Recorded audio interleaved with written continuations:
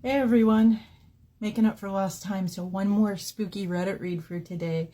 This is going to be episode 26, and this title of this, is I Worked in a Haunted Bar, featured on Ghost Adventures. And I'd like to put a little disclaimer out there, because I am a paranormal investigator, and watch a lot of the TV shows and whatnot, but I would like to say that I do watch Ghost Adventures sometimes for entertainment purposes, but they are not my number one favorite. I really just thought you guys might enjoy hearing this.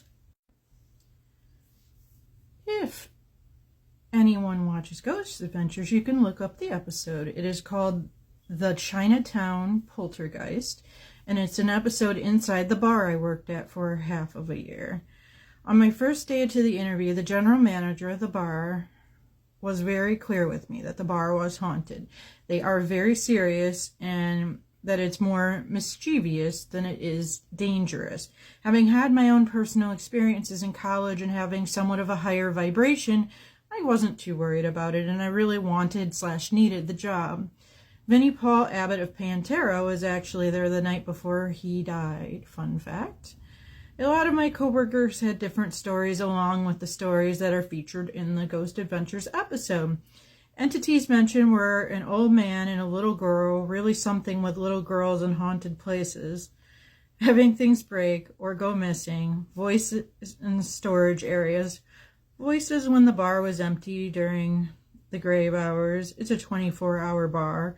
And even physical things like hair pulling or one guy being thrown to the ground after mocking an artifact of a shrunken head that may or may not have been a real shrunken head. I was also shown a ceremonial blade that still has real human substance, I'm just going to say, on it, and the urn apparently has a fraction of the ashes of Aleister Crowley. For a while, I never saw or heard anything, and I was left by myself alone in the bar a few times. I did put music on and just kind of saying, like, maybe there's spirits here and I'll give them a show. But I started to change. I was always angry and frustrated, and I would rationalize all these things I should be happy and grateful for, but I just couldn't help it. I was always pissed. And on a 120-degree day in Vegas, when a belligerent customer started harassing me, I told her to shut the fuck up. And as liberating as that was, because she was an evil person, it was out of my character and it was unprofessional for being a bartender of 13 years. Then I started getting these weird rashes and marks that are apparently called dermatographia.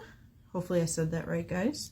But I thought I was getting really sick, and it got in my head that I had developed something really bad. That led to more stress, lots of restless days, and eventually my herniated disc started acting up randomly, and it got to such a level of pain that I was having to scoop ice while on my knees. The pain in my back affected my performance so much that I lost the job. From there, I spiraled into 3 or 4 months of panic attacks and levels of anxiety that I never thought I was capable of experiencing.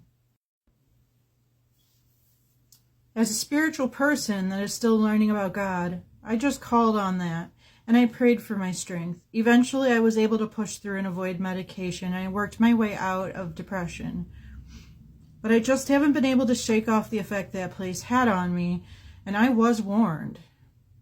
Never seen such a high turnover. There's very few staff that stick around for various reasons. One of the last messages from my bar manager was wishing me good luck and an admission to how weird the energy was at the bar. It could have just been coincidental, and maybe I just went through this rough time, but intuitively, I don't think so. Okay, guys, so you heard it. It's kind of a different one. I thought it was just something kind of neat for the people who might watch that show, that they might have interest in hearing somebody share some additional information. So what do you think? Do you think the life changes and experiences, the mood changes that she went through? Do you think it was related to something paranormal that she was exposed to at her work?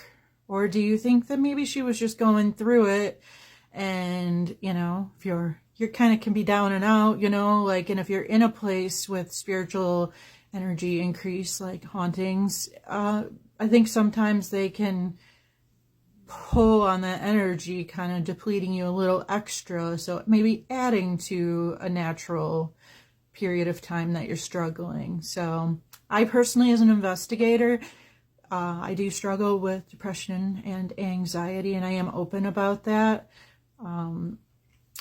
It's something that if I get into that kind of a bad place, I do not investigate now. Before I had, and I had bad experiences, quite honestly. So that's not why I want to research the paranormal. So I stopped. When I am in those points, I don't go. And, you know, quite honestly, I don't think she talks about she went through without medication and pulled herself out of it, which I applaud her for, because it's difficult. And it's different for everyone who suffers from it. But I want to add a little side note that as someone who does suffer from it, and I do receive support from medication, I have chronic pain disorders, and I also have a bad disc in my back, like she mentioned. So I do get it. The pain really can bring you down. But there's nothing wrong with seeking help and support if you are, in fact, going through that.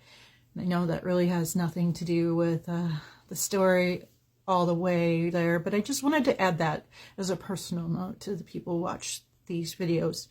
So thank you so much, and I hope that you enjoyed the story. Please drop your thoughts in the comments and let me know what you think about this. Let me know if you've seen the episode. I'm sure I have.